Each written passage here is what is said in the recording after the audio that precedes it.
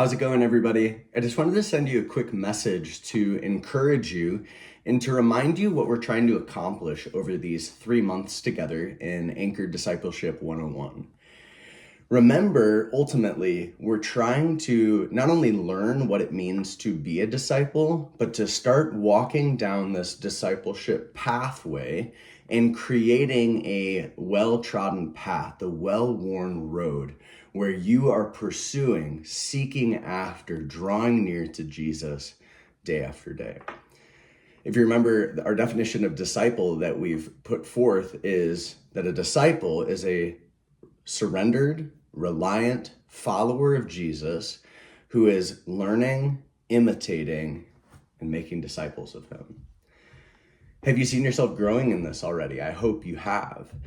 But I hope you're not getting discouraged, feeling like, well, I don't feel like I'm growing exponentially in knowledge. I don't know all the content of the books of the Bible. I'm not learning, a bunch of doctrine and things like this, and that's okay.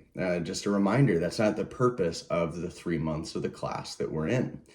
Instead, what we're hoping to help you with is to guide you down maybe a path that hasn't been very well worn, or even a path that you've never walked down before.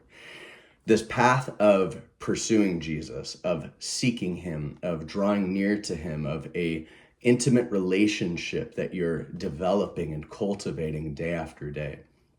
And you can imagine, if you had a field of tall grass, if you've never walked through it before, that first time through, you're going to have to kind of, fish your way through to get through it. But as you walk through it day after day, the tall grass is going to be bent in this direction. And eventually there's actually going to be a path that is worn in by your feet. And the more that you pursue it, the clearer this path is going to be from all of the other things. Now, in our lives, we are forming paths towards different things, seeking different things constantly. So when we pursue Jesus, what we have to also do is turn from different paths that we have paved, different things that we're pursuing and desiring. So our desire by the end of the 3 months that we have together is that you would have a created, well-worn path that leads you to Jesus, where you know how to seek him every day, how to be his disciple, and what it really looks like to have that intimacy of relationship with him. To wake up and surrender yourself day by day, to deny yourself and say, Jesus, I'm surrendered, I'm yours, whatever you have for me today, I'm ready. To be reliant, to say, Jesus, I'm surrendered and I want to do what you're calling me to, but ultimately I can't do any of it without you. So fill me with your spirit, empower me by your spirit, give me wisdom, give me direction, give me clarity on what you have for me. You want to be a follower. This is a daily, moment by moment, active relationship. A follower is going to be walking step by step with Jesus. You can't be a passive follower. So are you allowing Jesus to lead you? And are you walking with him?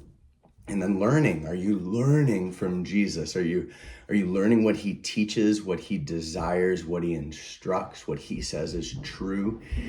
Are you imitating it? Are you imitating what you see him doing as you're diving into the scriptures and pouring your heart into it to better learn who he is, so that you can do the things that Jesus does and obey the things that Jesus commands? And finally, are you taking this new information, new life that you're living, and are you sharing it with others? One of the things that we've challenged you to do is that in each in-between period, to take something that has impacted you, that you've learned, that has really shaped your walk in the past month, and to go and share it with somebody else, because Jesus desires for each of us to be disciple makers. So I hope this has been an encouragement to you and a good reminder to refresh your mind on exactly what we're trying to accomplish in the next few months. Looking forward to seeing you guys in class in a few weeks, and God bless you until then.